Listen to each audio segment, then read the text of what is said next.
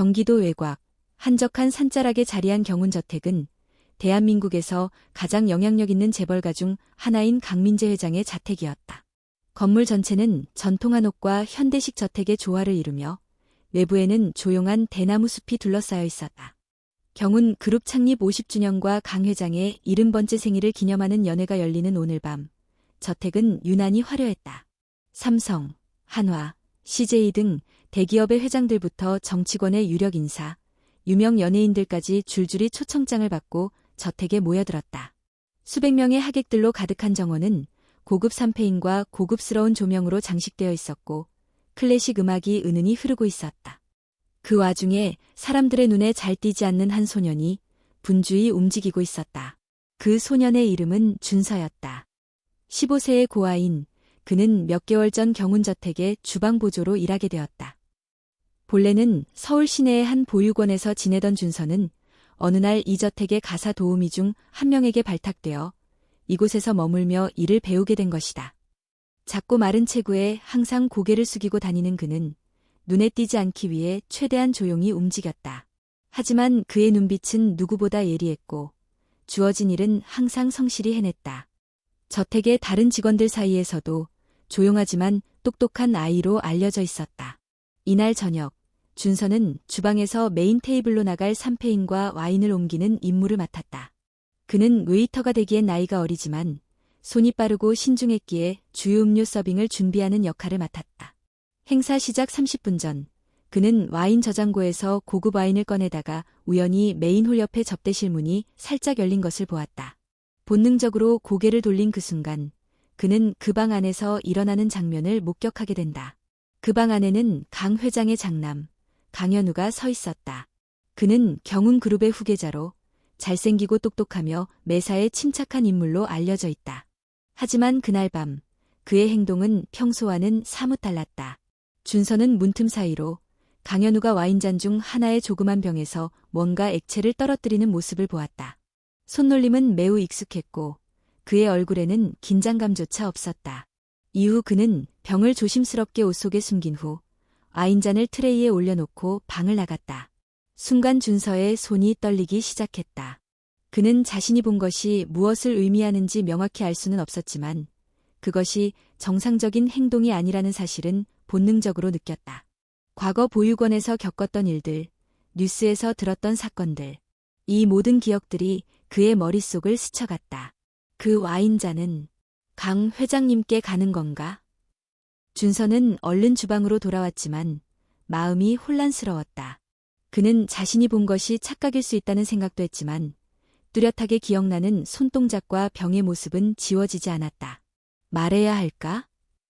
하지만 내가 누군데? 아무도 내 말을 안 믿을 텐데. 내부 직원들이나 다른 하인들이 강현우를 두려워하는 것은 공공연한 사실이었다. 그의 말 한마디에 직원이 해고되는 일도 종종 있었다.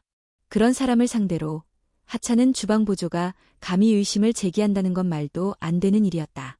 그 순간 연회장에 설치된 스피커에서 사회자의 목소리가 울려 퍼졌다. 이제 경운 그룹 창립 50주년과 회장님의 칠순을 축하하는 건배 순서를 진행하겠습니다. 모두 박수 부탁드립니다. 정원 가득히 박수 소리가 퍼지고 강 회장이 중앙 단상으로 걸어나갔다. 그의 앞에는 누군가가 준비한 와인잔이 놓여 있었다. 준서는 숨이 턱 막혔다. 그의 심장이 미친 듯이 뛰기 시작했다. 지금 아니면 안 돼. 누가 날 믿든 안 믿든 난 말해야 해. 그는 더 이상 참지 못하고 떨리는 다리로 연회장 중앙을 향해 달려나갔다. 회장님, 마시지 마세요. 와인에 독이 들어있어요. 모든 하객들이 일제히 그를 바라보았다. 음악이 멈췄고 정적이 흐르는 순간 사람들의 눈에 낯선 소년이 나타났다. 준서는 숨을 헐떡이며 외쳤다. 방금 전 강현우 이사님이 와인잔에 뭔가를 넣는 걸 봤어요. 정말이에요. 회장님이 마시면 큰일 나요. 현장의 분위기는 차갑게 얼어붙었다. 한순간의 침묵 후 사람들의 속삭임이 퍼지기 시작했다. 쟤 누구야? 직원이야? 지금 뭐라고 했지? 강현우는 당황한 듯 천천히 걸어 나왔다. 그리고는 냉정하고 침착한 목소리로 말했다. 그 아이는 착각하고 있는 것 같습니다. 회장님, 저 아이는 오늘 처음 행사에 참여한 신입 직원입니다. 실수가 있었나 봅니다. 죄송합니다. 하지만 강 회장은 아무 말 없이 조용히 준서를 바라보았다. 그의 눈빛은 흔들렸고 와인잔을 입에 대려던 손이 멈췄다. 그리고 그 순간 저택의 모든 시계가 동시에 8시를 알렸다. 진실과 거짓이 맞부딪히는 그 밤, 조용한 경운저택의 정원에서는 단 한 사람의 외침이 메아리쳤다. 그 이름 없는 소년의 용기가 가장 강력한 진실의 시작이 되었다. 정적 속에서 단 한 사람만이 서 있었다. 바로 준서였다. 수십 쌍의 눈이 그를 향해 집중되고 있었고 그 속에는 혼란과 불쾌함, 그리고 의심이 섞여 있었다. 사회자는 당황한 기색으로 마이크를 껐다. 음악은 멈췄고 직원들은 무전기로 상황을 정리하느라 분주했다. 강민재 회장은 와인잔을 조심스럽게 테이블에 내려놓았다. 그는 아직 아무 말도 하지 않았다. 회장님, 진심입니다. 제가 직접 봤어요. 강현우 이사님이 와인에 뭔가를 넣는 걸. 준서의 목소리는 떨리고 있었지만 그의 눈빛은 흔들리지 않았다. 그는 자신이 본 것을 부정하지 않았다. 두려움에 떨면서도 그는 발을 물러서지 않았다. 그 순간 강현우가 천천히 무대 앞으로 걸어 나왔다. 그의 얼굴에는 놀람과 혼란, 그리고 분노가 복잡하게 섞여 있었다. 그는 이 상황이 빨리 끝나길 바라는 듯 조용하면서도 확신의 찬 목소리로 말했다. 회장님, 하객 여러분, 이 아이가 지금 큰 오해를 하고 있는 것 같습니다. 그는 한숨을 내쉬며 말을 이었다. 준서라는 친구는 얼마 전부터 저희 집에서 일을 시작한 아이입니다. 아직 적응이 덜 됐고 오늘 같은 중요한 행사에서 긴장해서 그런 것 같습니다. 제가 와인을 직접 점검한 건 맞지만 그건 품질 확인을 위해서였어요. 하객들 사이에서 조용한 속삭임이 퍼져나갔다. 그래도 이상하잖아. 직접 다루고 직접 드리려 한 것도 그렇고. 아이 말은 너무 구체적이야. 그냥 착각이라고 하기엔. 그러나 일부는 고개를 저으며 말했다. 요즘 애들은 드라마 너무 많이 본다니까. 저렇게 행사 망쳐놓고도 당당하네. 강현우는 그런 시선을 차단하듯 차분하게 준서를 바라보았다. 준서야. 내가 무슨 의도로 그런 말을 했는진 모르겠지만 지금 이 자리에서 그런 말을 하는 건 회장님뿐 아니라 경운 그룹 전체의 명예를 훼손하는 거야. 내가 혹시 뭔가 오해했다면 지금이라도 말해. 그래야 용서받을 수 있어. 하지만 준서는 고개를 숙이지 않았다. 전 거짓말하지 않았어요. 그의 눈동자는 여전히 흔들림이 없었다. 한 명의 하인이 다가와 조용히 속삭였다. 준서야, 여기서 그만해. 너만 다쳐. 아무도 내 말 안 믿을 거야. 그러나 그는 물러서지 않았다. 그때 강 회장이 드디어 입을 열었다. 현우야, 내가 직접 와인을 준비한 이유는 뭐였나? 강 회장의 질문에 현우는 잠시 멈칫했다. 그리고는 미소를 지으며 말했다. 아버지께서 가장 좋아하시는 빈티지 와인이었기에 제가 직접 대접하고 싶었습니다. 경운 그룹 50주년이자 아버지의 칠순이니까요. 강 회장은 아무 말 없이 고개를 끄덕였다. 그리고는 주변을 둘러보며 말했다. 좋다. 그럼 이 와인 내가 마시기 전에 누군가 한 모금 마셔보는 게 어떻겠나. 현장은 다시 조용해졌다. 예상치 못한 제안이었다. 강 회장은 이어 말했다. 독이든 술이든 확인하는 가장 빠른 방법은 직접 마셔보는 것이다. 현우, 내가 준비한 와인이니 내가 먼저 한 모금 마셔봐라. 현우는 순간적으로 당황한 표정을 지었다. 그러나 이내 미소를 되찾고 와인잔을 들어올렸다. 물론입니다. 아무 문제 없습니다. 그는 잔을 입에 가까이 대었고 와인을 살짝 입에 머금은 뒤 삼켰다. 보시다시피 아무 문제 없습니다. 사람들 사이에서 다시 속삭임이 퍼졌다. 봐, 아무 일 없잖아. 애가 착각한 거네. 큰일 날 뻔했어. 그러나 준서는 속으로 중얼거렸다. 그 잔이 아니야. 그가 본 건 방 안에서 별도로 준비된 와인잔이었다. 그것은 현재 현우가 마신 것과 다른 잔이었고 의도적으로 교체되었을 가능성이 높았다. 하지만 그걸 설명할 기회는 오지 않았다. 그 순간 경호원 2명이 조심스럽게 준서에게 다가왔다. 죄송합니다. 하지만 지금은 상황이 불안정하므로 잠시 이 아이를 밖으로 모시겠습니다. 강 회장은 고개를 끄덕였다. 아무 말도 하지 않았다. 준서는 저항하지 않았다. 그는 알고 있었다. 지금 이 순간 아무도 자신을 믿지 않을 것이라는 것을. 그가 끌려나가던 순간 그는 마지막으로 강 회장을 돌아보았다. 회장은 그를 바라보고 있었지만 눈빛은 읽을 수 없었다. 신뢰도, 분노도, 동정도 아니었다. 그저 침묵. 문이 닫히는 순간 정원에서는 다시 음악이 흐르기 시작했다. 하객들은 곧 다시 대화를 시작했고 와인이 돌기 시작했다. 하지만 그날 밤 경운 저택의 공기는 달라져 있었다. 그리고 준서의 마음에는 더 강한 확신이 자리 잡았다. 다음번엔 막아야 한다. 어떤 대가를 치르더라도. 준서는 밤의 소란 속에서 끌려나와 직원 대기실에 잠시 처박혔다. 문 앞에는 2명의 보안요원이 지키고 있었고 몇몇 하인들은 불편한 눈빛으로 그를 바라보았다. 그는 몸이 아팠다. 어깨와 뺨에 남은 타박상이 욱신거렸고 입가에 맺힌 피가 불편하게 말라붙어 있었다. 하지만 육체적 고통보다 더 무거운 것은 자신이 들은 냉소와 불신이었다. 사람들은 이미 그를 행사망친 어린애로 규정했다. 문틈 사이로 호란의 소리가 들려왔다. 웃음소리, 잔 부딪히는 소리, 누군가의 건배 구호가 섞여 있었다. 모든 것이 계속되고 있었다. 마치 아무 일도 없다는 듯 준서는 속으로 분노가 끓어올랐다. 그가 본 것을 말하지 않으면 진실은 묻힐 것이고 회장은 진짜 위험에 처할 수도 있었다. 그는 조용히 일어났다. 보안요원들은 잠깐 한눈을 판 사이 준서는 바닥에 놓인 작은 빗자루를 집어들어 창문 쪽으로 기어갔다. 창문은 잠겨 있지 않았다. 그는 조심스럽게 창문을 밀고 밖으로 기어나갔다. 차가운 밤 공기가 얼굴을 때리자 그는 숨을 크게 들이켰다. 발끝으로 살금살금 외부로 나와 한쪽 벽을 타고 저택 후면으로 향했다. 저택의 뒤편은 사람이 잘 드나들지 않는 구역이었다. 조경수들 사이로 가려진 길을 따라 걸을 때 준서는 발밑의 모래소리조차 크게 들려왔다. 그는 사람들의 시선을 피하기 위해 낮은 담장과 덤불을 이용해 이동했다. 얼마쯤 가자 저녁에 사용하던 예비 와인 테이블이 있는 곳에 다다랐다. 거기서 그는 자신의 심장을 얼어붙게 하는 장면을 목격했다. 현우가 다시 그 자리에서 뭔가를 하고 있었다.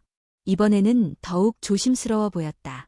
그는 작은 병을 꺼내더니 미리 준비된 별도의 잔에 몇 방울을 떨어뜨렸다. 그 잔은 메인 테이블로 바로 가지는 않았고 옆쪽 구석에 놓여 있었다. 준서는 숨이 막혔다. 그 잔은 누군가에게 건네질 다른 잔으로 옮겨지려 하고 있었다. 현우는 주위를 살피며 잔을 다른 큰 트레이로 교체했다. 그 손길에는 노련함과 계산이 서려 있었다. 지금 반드시 막아야 해. 준서는 덤불 뒤에 숨어 숨을 죽였지만 그의 작은 체구는 들키기 쉬웠다. 그러나 그 순간 한 여자 직원이 나타나 그를 발견했다. 그녀는 경계하듯 준서를 보더니 귀에 손가락을 대고 조용히 손짓했다. 준서는 눈빛으로 그녀에게 물었다. 그녀는 작게 고개를 끄덕였다. 그녀는 주방에서 오래 일한 중년의 여직원으로 최근 현우가 무언가를 은밀히 하는 장면을 본 듯했다. 그녀의 눈에는 불안과 결심이 섞여 있었다. 지금 따라와요. 조심해요. 2 사람은 은밀하게 움직였다. 여직원은 준서에게 와인잔의 위치와 현우가 가진 작은 병의 모습까지 설명해 주었다. 그녀의 목소리는 낮았지만 단호했다. 준서는 그녀의 증언에 힘을 얻었다. 2 사람은 트레이가 이동되는 통로 근처로 이동해 상황을 지켜보았다.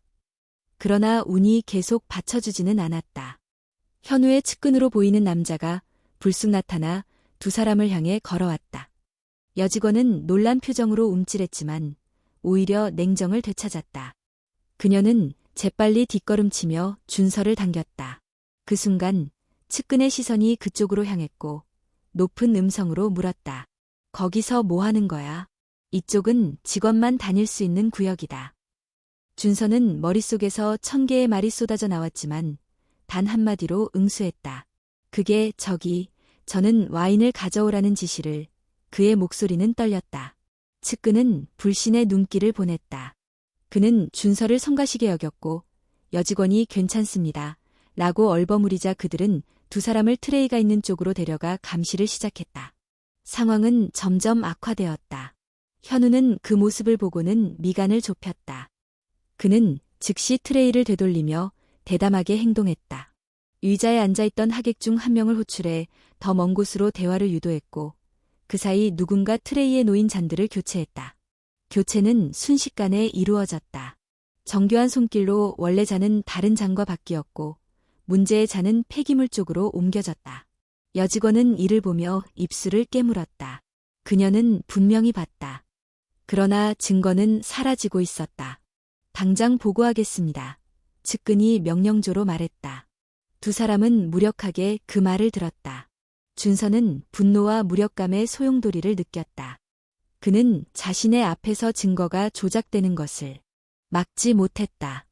그리고 더 치명적인 것은 이 모든 것이 그가 이미 문제아로 낙인 찍힌 상황에서 벌어졌다는 사실이었다. 그날 밤 준서는 다시 한번 함정에 빠졌다. 현우의 전략은 교묘했다. 그는 미리 준비한 대로 준서가 의심받을 수 있는 상황을 만들었고 일부 하인들의 증언은 바로 그가 의도한 방향으로 흘러갔다. 준서가 다가와서 무언가 만지는 것을 보았다는 식의 말들이 나오기 시작했다. 누군가는 그의 손에 장갑 자국이 묻어 있다고 주장하기도 했다. 이 모든 것은 일사불란하게 움직였다. 결국 한 대목에서 상황은 걷잡을 수 없이 꼬였다. 트레이 근처에서 준서가 마치 와인잔을 만지는 듯한 장면이 연출되었고 그 순간 사진을 찍던 기자처럼 보이는 사람이 사진 한 장을 찍었다. 사진은 즉시 내부에 서파되고 하객들의 수군거림은 더욱 커졌다. 준서는 피를 토하듯 호흡하며 말했다. 전 만진 적 없어요. 전 보았어요. 현우 씨가. 그러나 그의 말은 주변에 굳어진 시선 속에서 희미해졌다. 몇몇은 그를 겁쟁이라며 조롱했고 몇몇은 그의 용기를 일부러 폄하했다. 그리고 그 순간 측근들이 그를 붙잡아 끌어냈다. 그의 손은 힘없이 놓였고 입술에서는 피가 조금 맺혔다. 이제 그만해. 더 이상 소란을 피우지 마라. 측근 중 하나가 낮게 경고했다. 준서는 끌려 나오는 길에 밖을 한번 더 바라보았다. 하늘에는 구름이 빠르게 흘러가고 멀리서 새벽빛이 서서히 떠오르고 있었다. 그의 심장은 여전히 뛰고 있었다.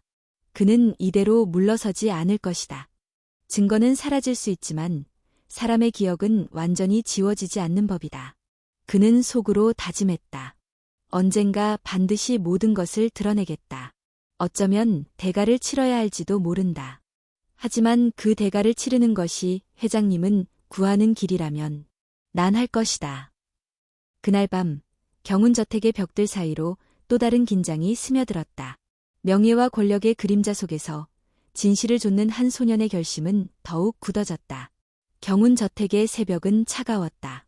바람이 대나무 숲 사이를 스치며 스산한 소리를 냈고 밤새 켜져 있던 정원의 조명이 하나둘 꺼지고 있었다. 그러나 저택 안의 분위기는 여전히 뜨거웠다. 그 밤 진실과 거짓이 뒤엉킨 혼돈 속에서 사건은 드디어 걷잡을 수 없이 치닫기 시작했다. 강민재 회장은 침묵 속에서 모든 상황을 지켜보았다. 그 누구보다 냉철한 시선으로 인생을 살아온 그였지만 이번만큼은 혼란을 감추지 못했다. 자신이 믿어온 아들, 그가 경운그룹의 미래로 여긴 현우가 꾸며낸 계략이 점점 드러나고 있었다.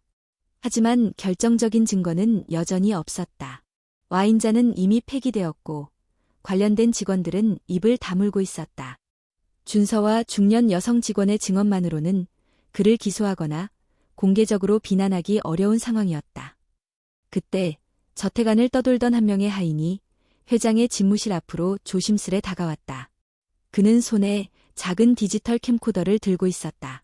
원래 경운저택은 보안상 이유로 공식 감시 카메라는 제한적으로 설치되어 있었고 개인 녹화기기 사용은 금지되어 있었지만 이 하인은 사진을 취미로 삼고 있었고 비공식적으로 일부 장면을 녹화하던 중 우연히 문제의 장면을 촬영한 것이었다. 회장님, 보여드릴 게 있습니다. 화면에는 트레이에 잔을 올리는 현우의 손동작이 담겨 있었다. 그리고 잔에 소량의 액체가 섞이는 장면도 희미하게나마 포착되어 있었다. 완벽한 증거는 아니지만 분명 무언가를 첨가한 듯한 움직임이었다. 강민재는 화면을 조용히 응시하다가 천천히 눈을 감았다. 그리고 한숨을 내쉬며 말했다. 현우를 데려와라. 몇 분 후 강현우는 회장의 서재로 불려왔다. 그의 얼굴에는 여유가 없었다. 오히려 조급함과 초조함이 뒤섞여 있었고 눈 밑에는 피로의 그림자가 짙게 드리워져 있었다. 아버지, 이런 상황에서 저를 부르신 이유가. 회장은 말없이 테이블 위에 캠코더를 틀었다. 영상이 흘러가는 동안 현우의 표정은 굳어졌고 입술이 파르르 떨렸다. 영상이 끝났을 때 회장은 조용히 물었다. 이게 무엇인지 설명해봐라. 현우는 아무 말도 하지 않았다. 침묵이 길어졌고 마침내 그는 낮고 떨리는 목소리로 말했다. 아버지는 항상 저를 시험하셨습니다. 저는 아버지의 진짜 아들이 아니었던 건가요? 그 말에 회장의 눈이 번쩍 떴다. 그게 지금 할 말이냐? 경운그룹을 만들기 위해 아버지가 얼마나 희생하셨는지 저는 누구보다 잘 알고 있습니다. 그래서 전 아버지의 뒤를 이어야 한다고 믿었어요. 하지만 아버지는 항상 저를 의심했고 저를 인정하지 않으셨죠. 그래서 내가 날 죽이려고 했단 말이냐? 전 그저 조금 겁을 주려 했던 겁니다. 아버지가 제 존재를 다시 보게 만들려고. 그 순간 회장은 주먹을 쥐고 책상을 세게 쳤다. 이게 내가 말하는 존재 증명이냐? 내가 손댄 잔은 내가 마셨으면 목숨을 잃었을 수도 있었다. 현우는 주춤했다. 그는 처음으로 진심 어린 두려움을 드러냈다. 바로 그때 서재의 문이 벌컥 열리고 준서와 그를 지지한 중년 여성 직원, 그리고 회장의 최측근 변호사가 함께 들어왔다. 회장은 그들에게 고개를 끄덕였다. 준서야, 이제 모두가 보는 앞에서 말해보렴. 내가 본 것을 정확히. 준서는 떨리는 목소리로 천천히 진술했다. 그가 본 현우의 행동, 잔의 교체 과정, 그리고 그 증거를 없애려는 시도까지 모두 낱낱이 말했다. 그의 말은 정제되지 않았지만 진심이 묻어났고 중년 여성 직원은 그의 증언에 하나하나 힘을 보탰다. 변호사는 조용히 메모를 하며 중간중간 고개를 끄덕였다. 모든 진술이 끝났을 때 그는 회장에게 말했다. 회장님, 이 정도 증언과 영상이면 내사 또는 고소 절차를 진행할 수 있습니다. 이 사건은 법적인 책임으로 넘어가야 합니다. 그 말에 회장은 잠시 눈을 감았다. 그리고 조용히 말했다. 현우를 경찰에 넘겨라. 법이 판단하게 하자. 현우는 그 말에 비로소 모든 희망을 잃은 듯 무너져 내렸다. 아버지, 전 그냥 인정받고 싶었을 뿐이에요. 그러나 회장은 냉정했다. 진정한 인정을 받고 싶었더라면 진실로 노력했어야 했다. 그날 밤 경운저택은 다시 한번 침묵에 빠졌다. 하지만 이번에는 두려움이 아니라 진실이 드러난 후의 깊은 숨과 같은 침묵이었다. 회장은 준서에게 다가가 어깨에 손을 얹었다. 내가 아니었다면 나는 지금 이 자리에 없었을 거다. 그의 목소리는 낮고 진지했다. 지금까지 널 직원으로만 보았지만 오늘부터는 다르다.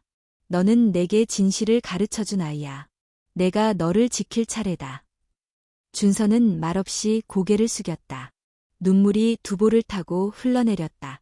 진실은 때로 고통스럽지만 그 고통을 감내한 자만이 다음 길을 열 수 있었다. 그리고 그날 밤 경운저택의 긴 그림자 아래서 새로운 가족의 형태가 태동하고 있었다. 며칠이 지났다.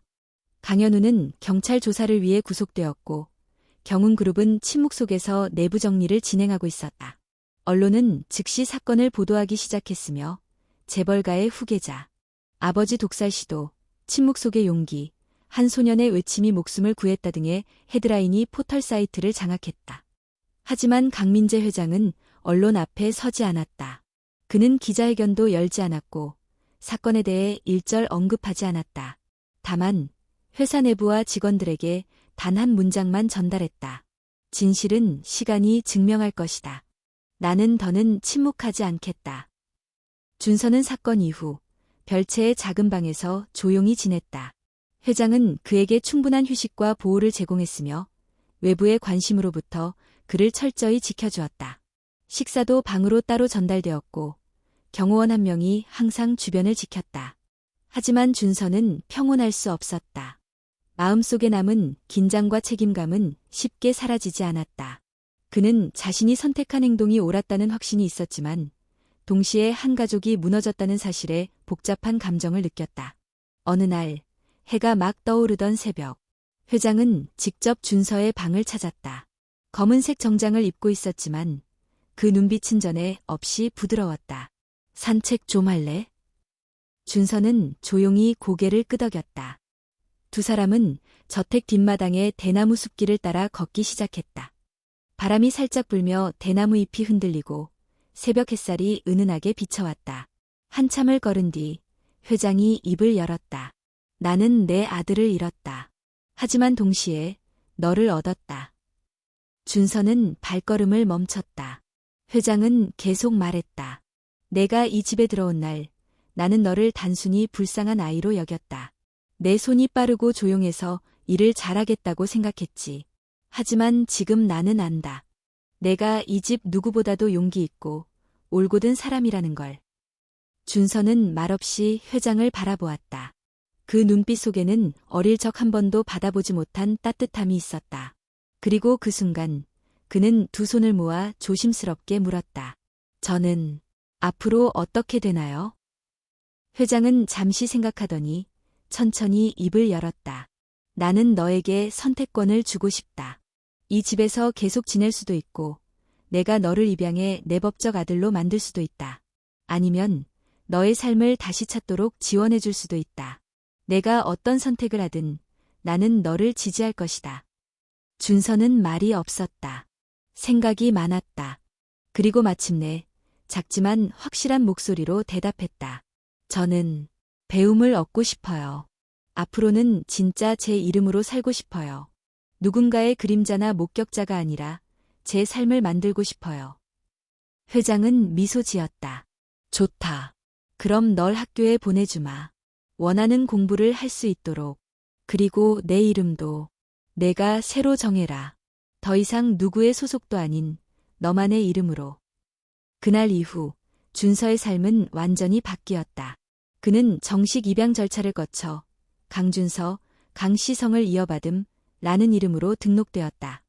회장은 그에게 개인 교사를 붙여 학업을 시작하게 했고 매주 한 번씩 함께 식사하며 그가 어떤 사람으로 자라고 싶은지 진지하게 이야기를 나누었다.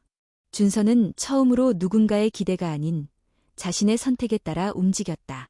책을 읽고 글을 쓰고 언젠가는 자신처럼 외로운 아이들을 돕는 사람이 되고 싶다고 말하기도 했다. 그를 도와준 중년 여성 직원도 여전히 저택에서 근무 중이었다. 그녀는 준서를 친아들처럼 아꼈고 종종 늦은 밤 그에게 따뜻한 국 한 그릇을 건네며 말했다. 넌 참 대단한 아이야. 그런 선택을 하기란 쉽지 않았을 거야. 사람들은 진실을 말하는 것보다 침묵을 선택하지. 넌 달랐어. 어느 날 회장은 경운 저택 서재 한쪽 벽에 새로운 액자를 걸었다. 그 안에는 손으로 직접 쓴 문장이 적혀 있었다. 진실을 지키는 자가 가문을 지킬 자격이 있다. 그 아래에는 작게 그러나 분명히 이렇게 적혀 있었다. 강준서, 넌 내 아들이다. 그리고 1년 후 준서는 이제 고등학교 입학을 앞두고 있었다. 그는 여전히 저택에서 살고 있었지만 더 이상 그곳은 낯선 곳이 아니었다.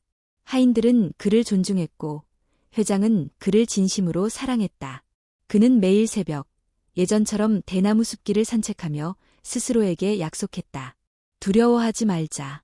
언제나 진실을 말하자. 그리고 나와 같은 아이들에게 빛이 되자. 그의 이야기는 이제 끝이 아니라 시작이었다.